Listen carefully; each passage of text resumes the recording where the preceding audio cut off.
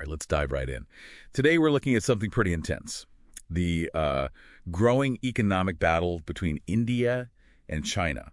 Think made in India taking on made in China in a very deliberate, geo-economic war. And India's got a couple of main tools here. First, this huge production-linked incentive scheme, the PLI, basically trying to pull manufacturers in. And second, really tight rules on foreign direct investment, specifically aimed at, screening Chinese money. Okay, let's get into it.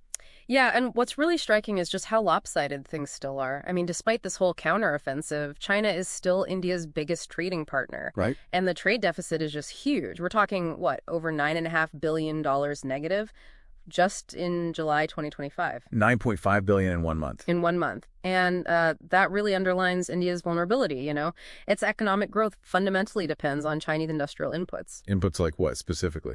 Well, the biggest one is electrical and electronic equipment. That was China's top export to India, something like $44.15 billion in 2024 alone.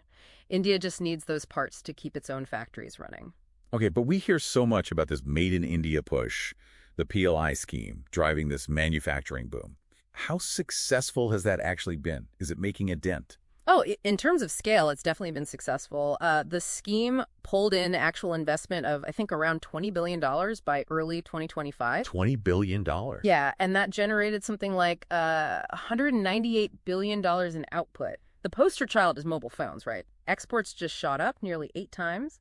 India is now the world's second biggest mobile maker. And Apple's a big part of that story, moving production there. Exactly. Apple's exports out of India hit, $12.8 billion in 2024. So huge numbers on the surface. Okay, massive numbers. Okay. But connect that back to the dependency you mentioned. If exports are booming, where's the weakness? What's the catch? Well, this is what some people call the assembly trap. India has gotten really good at assembling things, taking parts from elsewhere and putting them together, like those phones, right. But it's still massively dependent on importing the really valuable bits, the components themselves, the choke point, integrated circuits.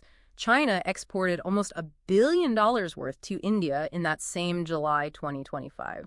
So we're assembling phones, but buying the chips from China. Pretty much. Yeah. Real self-reliance, the long-term win, means moving from just assembly to actually making those components, fabrication. That's the whole idea behind the big semiconductor mission, but it's a huge, huge leap. Okay, so if just assembling things is the current ceiling, what's holding India back from making those high-tech components? What are the deeper sort of structural issues?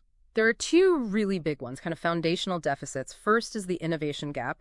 India's spending on R&D, what they call GERD, is only like 0.6% to 0.7% of its GDP. Compare that to China, which is spending around 2.4%. That's a massive difference. Yeah. You can't invent cutting-edge tech without serious R&D investment.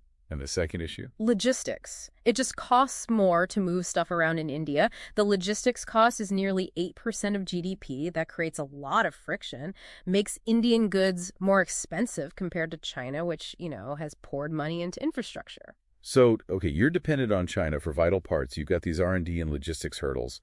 How do you even fight back strategically? Well, India's shifted to a more, let's say, pragmatic approach. We could call it conditional market accesses. Remember, after the Galwan border clashes, India basically froze Chinese investment using something called Press Note 3. Yeah, I remember that. Now, they seem to be granting approvals again, but with strings attached. The conditions are basically you have to add value locally and you have to transfer technology. So using access to India's huge consumer market as a bargaining chip. Exactly. It's weaponizing market size. If you want to sell to Indians, you need to help India build its own capabilities. Okay, so wrapping this up for you, the listener, India is definitely playing the global China plus one game pretty effectively, attracting businesses looking to diversify away from China. But to really achieve that self-reliance goal, to truly win this geo-economic contest, it seems like India has to move way beyond just being an assembly hub. It needs to tackle those fundamental R&D and infrastructure gaps head on. Absolutely. And looking ahead, the real test, I think, the true measure of whether India can gain technological depth will be in those really tough, high-risk sectors where China is just dominant right now. Like what?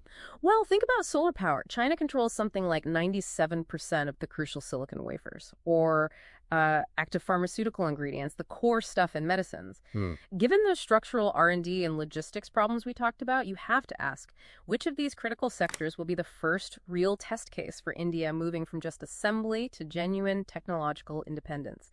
That's where this fight will really be decided.